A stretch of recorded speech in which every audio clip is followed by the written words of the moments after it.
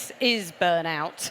Well, clearly, by the crowd, everybody recognizes that it really is a threat, and it's being taken seriously by the World Health Organization, for instance, who categorized burnout as a global epidemic in 2019.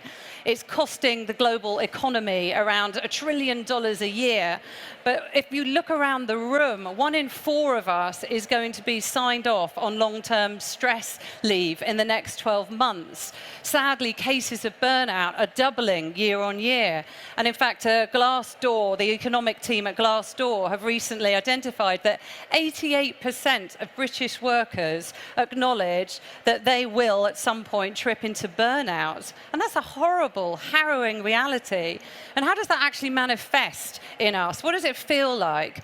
Well, it tends to start with this sense of overwhelm, where myriad demands are hitting us simultaneously. And I'm sure those of us who are high achievers think, it's okay.